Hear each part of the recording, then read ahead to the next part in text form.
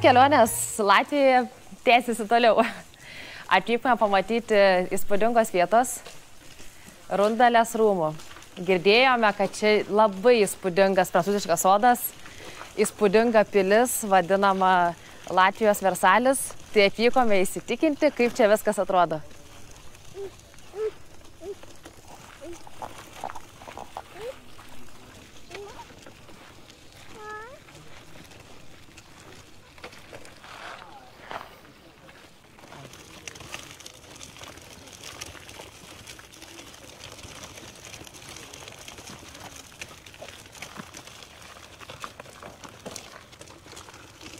Nekantraujame pamatyti šio grožio. Kokie rūmai. Įsigijome jau bilietus. Kainavo mums 6 eurai, bet mes keliaujame tik tais po sodą pasižvalgyti, pamatyti visus tus įspūdingus rožynus, nes su vaiku mes neįsime į pačius rūmus. Truputį būtų dar nepatogu mum, dar nevaikštom. Tai va, kainavo 6 eurai, o vaikui mūsų nemokamai buvo.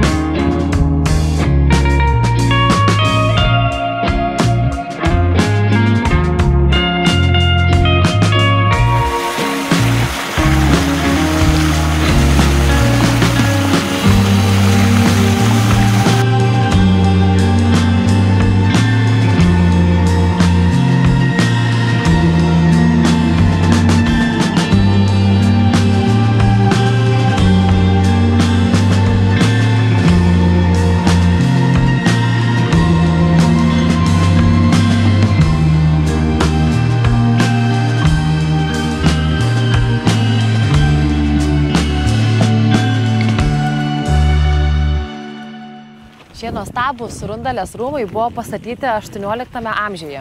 Ir tuo metu buvo labai populiarūs prancūziški sodai. Tai visas šis sodas užima 10 hektarų, daug begalė rožių, turėtų būti apie 2500 jų rūšių ir daug didelis kiekis jų pasodinta čia yra. Nu, įspūdingai tikrai atrodo. Labai daug tokių elementų, daug viskas dailiai padaryta. Gerai gyveno, ne, 18 amžiuje. Kokiais nuostabiais prancūziškais sodais būdavo pasipuošę. Dideliai, aišku, rūmai.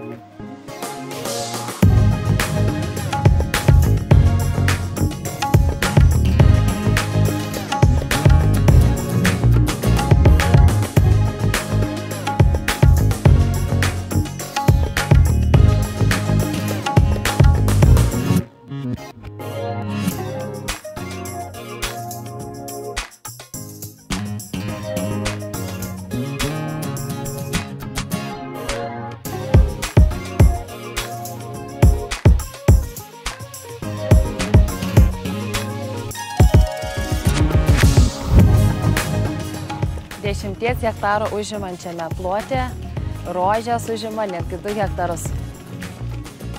Daug įspūdingų rūšių. Galima pasižiūrėti ir visi pavadinimai yra rožių.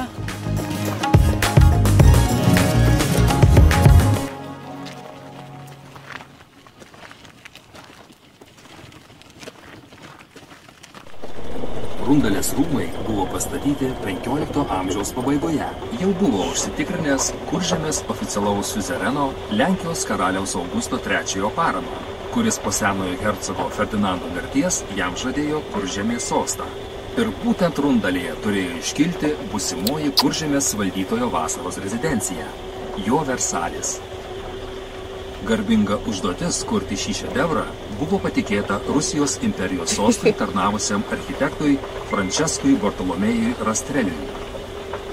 Jo projektas, skirtas nuolatinio parko sukūrimui, buvo įgyvendinamas kartu su pilies statyba. Vieną iš pagrindinių prancūziškų sodo elementų – originalų pirmąjį planą parkelį, kurio dalis yra 3 baseinai, sudaro aptiktų rūmų ir vejos laukelį su raudonu kryželiu ir balto marmuro juostomis. Išorinė juosta – gėlių lysvė, kurioje 2 kartus pavasarį ir vasarą persodinamos gėlės. Reikia pažymėti, kad 1767 metais buvo įrengti baseinai. Nerealiai. Tačiau jie taip ir nepradėjo veikti. Fainai, kartu su mūsų mergytė. Mūsų mergytė jau yra, greitai bus 8,5 mėnesį ir va taip jau kartu galim keliauti. Labai fainai. Ar žinojate, kad Rundalės rūmų sodininkas savo valdovo garbei sugebėjo išvesti pirmąją mėlyną rožę, eglių šakomis ir specialiu audiniu, kuris pavasarį atėjus nuimamas. Hercogo sūnaus Pėterio laikotarpiu aplink parką buvo pastatyta akmens siena, iš kurios iki šiol išliko tik nedideli fragmentai. Šiaurės pusėje iš pradžių buvo šiltnamiai, oranžerijos, kurie turėjo būti atkurti, kad galėtų peržiemoti egzotiški augalai, būdingi 18 amžiaus sodui. Tokie kaip lauramedžiai, figmedžiai, uogakrūmiai, apelsinmedžiai ir kitokie citrusiniai augalai. Kiti paviljonai nebuvo autentiškai atstatyti. Istoriškai bosketai buvo gyvatvorių apriboti sodeliai, kuriuose įrengtos gėlių lysvės, pastatyti paviljonai ir nuo aplinkos atitvertos poilsio zonos. Šalia yra žaidimų bosketas ir aikštelė vaikams su istorinėmis žaidimų priemonėmis. Kad būtų lavinama vaikų vaizduotė, parinkti keistai natūraliai susiformavę augalai ir dirbtinai užauginti augalai.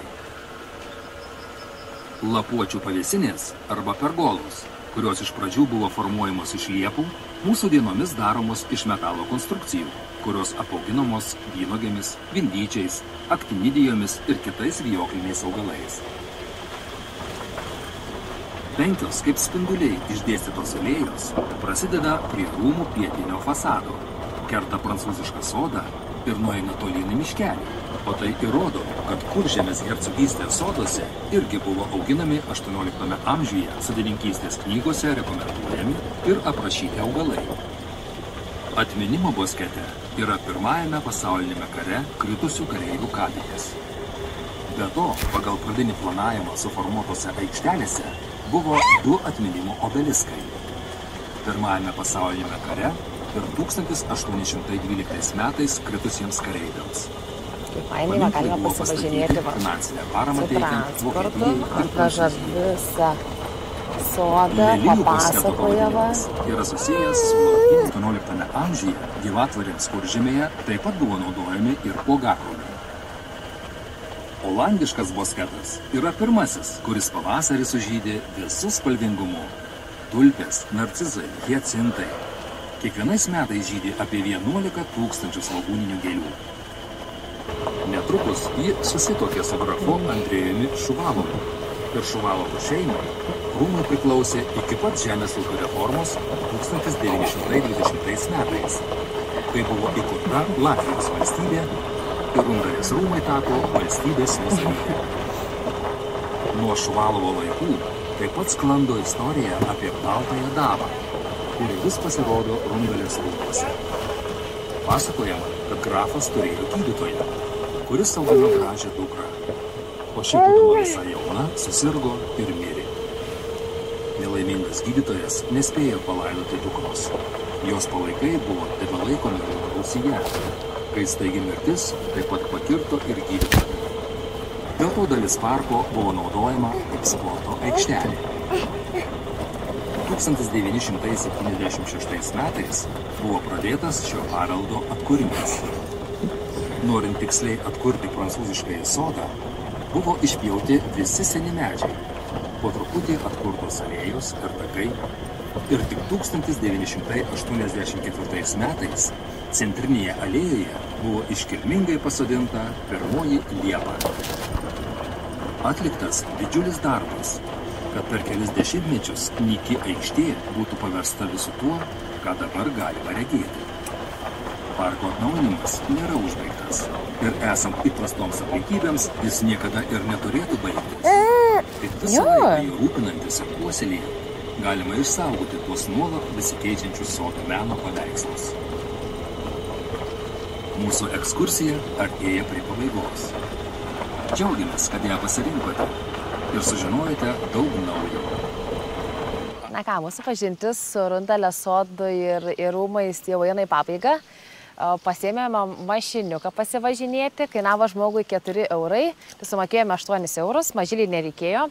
Buvo šiaip labai fainai, apvežiojo visą teritoriją, papasakojo visą istoriją apie su pilies pastatymą, apie visą sodą, visokias detalės įdomias. Šiaip labai fainai buvo dar pasivažinėti ir patiko mūsų mergaitiai.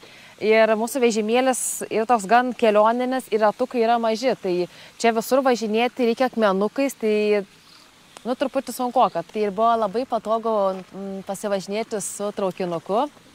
Taupėme kartu ir laiką, nes norime dar toliau pakeliauti ir truputį čia mus jau gazdina lietus. Bet šiaip labai patiko. Mažyliai patiko, mum irgi patiko, visur apvažiavom, nes apeiti tikrai būtų šie žymiai daugiau laiko.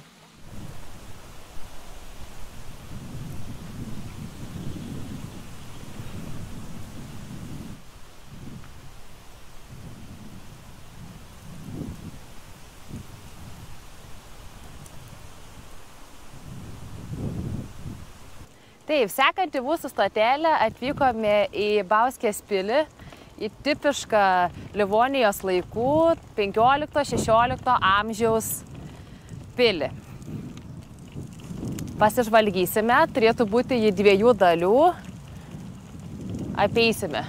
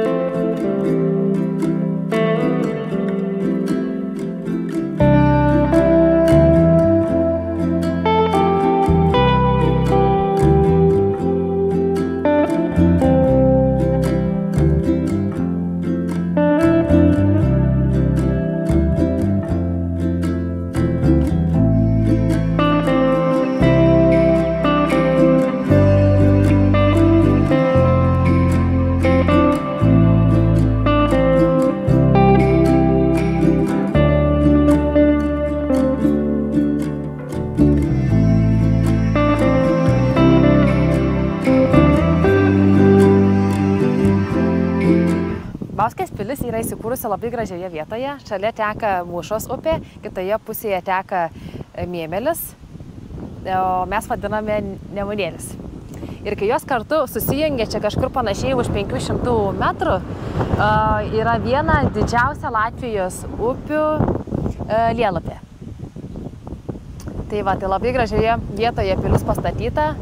Turi pilis 2 kaip ir pastatus, nes 15 amžiuje buvo pastatyta labiau karinę funkciją atliekanti pilies dalis ir 16 amžiuje buvo dastatyta hercogams rezidencija.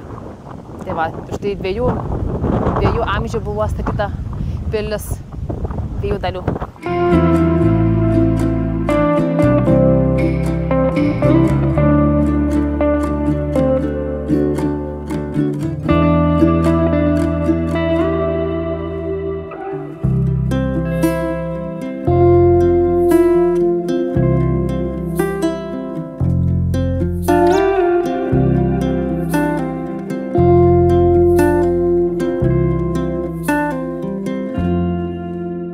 šalia pilies yra pastatyta estrada, tokioje gražiai vietoje. Daug žalumos, parke, visai va šalia pilies. Gražiai idėja.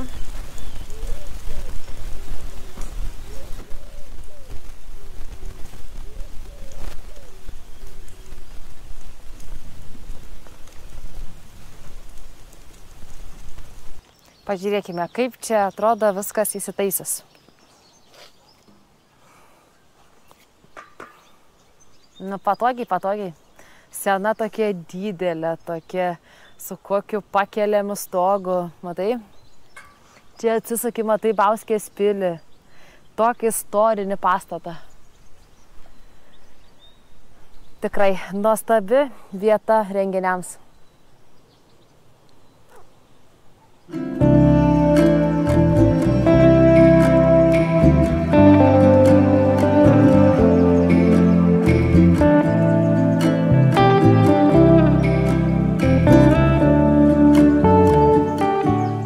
Atėjome pasižiūrėti, kaip atrodo iš šitos pusės. Pilies kita upė, Mėmelis. Kaip gražiai, kokias pakrantės gražios ir pilis kokioje gražioje vietoje įsikūrus.